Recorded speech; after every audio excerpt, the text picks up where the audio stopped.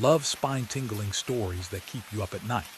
On this channel, we bring you original scary stories narrated to send chills down your spine.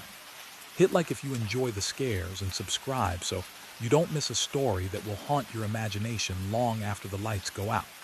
So, without further ado, here are 4 terrifying road trip horror stories to keep you awake at night. Story 1: The Last Exit. Sarah had been driving for hours on the empty interstate, the kind of stretch where the only light came from her headlights and the occasional passing semi. It was 2 a.m., and the radio had gone to static miles ago. She was tired, but the GPS insisted the next rest stop was only 20 minutes away. Then she saw the sign, "Last exit 1 mile." It looked old, rusted, half covered in vines.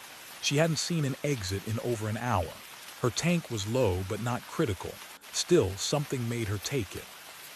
The ramp curved into thick forest, the pavement narrowing until it was barely 2 lanes. No lights, no signs, just trees pressing in. Her phone lost signal immediately. She told herself she'd turn around at the first opportunity. 10 minutes later, the road ended at a small, abandoned gas station. One pump, flickering neon sign half lit, open. A single car sat in the lot, an old sedan exactly like hers. She pulled up slowly. The station door creaked open and a woman stepped out. Same height, same hair, same exhausted expression. She wore Sarah's jacket. The woman raised a hand in greeting, smiling the same tired smile Sarah felt on her own face. Sarah's stomach dropped. She slammed the car into reverse, tires spinning on gravel. As she sped back toward the ramp, she glanced in the rearview. The woman was already in the passenger seat, seatbelt on, staring straight ahead. Sarah never found the interstate again. Story 2: Mile marker 66. Jake and his brother Mike were hauling ass down a back road in rural Nebraska, trying to shave time off their trip to Denver. Midnight, no moon, just cornfields on both sides. They'd been quiet for a while when Jake noticed the mile markers. Mile 66, then another mile later, mile 66 again, and again. "Dude, you seeing this?" Jake asked. Mike leaned forward. "GPS says we're making progress, just ignore it." But the markers kept repeating. Every mile, 66. The odometer ticked up normally, but the signs never changed. Jake slowed down. The corn looked wrong. Too tall, too still, like it was watching. Then the radio crackled to life on its own. A voice, calm and Midwestern. "You're almost home, boys." It was their dad's voice. Their dad who died on this exact stretch of road 10 years ago, drunk, wrapped around a telephone pole near mile marker 66. Mike reached for the dial, but the voice kept talking. "Slow down, you're going too fast." Headlights appeared behind them, high, old-fashioned, closing fast. Jake floored it. The speedometer climbed, 80, 90, 100. The headlights stayed right on their bumper. Mile marker 66 flashed by again. The car behind them finally pulled alongside. Empty, no driver, just their dad's old pickup, rusted, dented in all the same places. It swerved into their lane. Jake jerked the wheel. The world flipped. When the spinning stopped, they were upright, engine dead, facing the wrong direction. Mile marker 66 stood 10 feet in front of them. The radio clicked on again.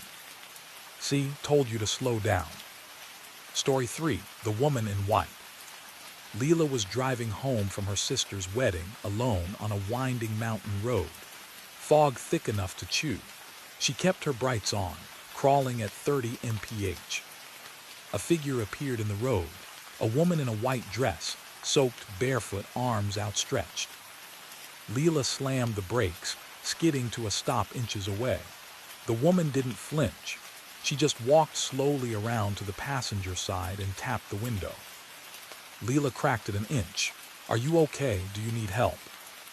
The woman's voice was soft, almost childlike. "I'm so cold, can I get in? Just until the next town." Against every instinct, Leela unlocked the door. The woman slid in, dripping on the seat. Up close, her skin was grayish, lips blue. They drove in silence for a few minutes. Then the woman spoke again. "Thank you. Most people don't stop anymore." Leela glanced over. "What happened to you?" "I was left here," the woman whispered. "On my wedding night. He said he'd come back, but he never did." Leela's blood ran cold. This was the exact road where a bride had disappeared 30 years ago, left at a lookout point by her fiancé after an argument. Body never found. The woman turned to her, smiling sadly. "You believe me, don't you?" Leela looked back at the road and screamed. The woman was gone. The seat was dry. In the rearview mirror, the woman in white stood in the middle of the road, waving goodbye, receding slowly into the fog. Leela drove straight through until sunrise. She never took that road again. Sometimes, late at night, she still smells wet wedding dress in her car.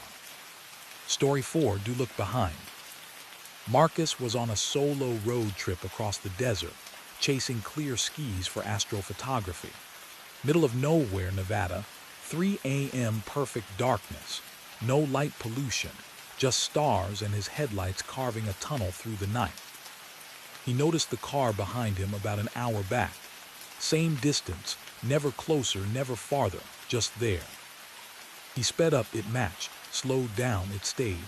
No other cars for miles. His phone had no signal, of course. He turned off the radio to think. Then the tapping started, soft on the rear windshield. Tap, tap, tap. He checked the mirror. Nothing but the car behind him still packing. Tap, tap, tap, louder now. Marcus locked the doors, though they already were. He refused to look in the back seat. The tapping moved to the roof, then the sides, like fingers drumming. He pushed the accelerator to 110. The other car kept perfect pace. A voice whispered from the back, right behind his head, "Why won't you look?" Marcus stared dead ahead, not playing this game. The voice laughed, low and dry. "You looked once already, when you passed the accident." Marcus's hands tightened on the wheel. He passed a wreck hours ago, overturned semi, emergency lights still flashing faintly. He slowed, seen no movement, kept going. No one else around to help. "You could have stopped," the voice said. "I was still breathing." The tapping stopped, silence. Marcus risked a glance in the mirror. The back seat was empty. The car behind him turned off its lights and vanished into the dark. Marcus pulled over at the next gas station at dawn, shaking. The attendant took one look at him and said, "You pick anyone up last night?" "No," Marcus answered. The attendant nodded slowly. "Good. Folks who stop for the accident out on 50, sometimes they don't drive alone after that." Marcus never took night photos again. Thanks for listening. If you're brave enough for more, hit subscribe and join us for the next story that will haunt your imagination. Until next time, keep the lights on.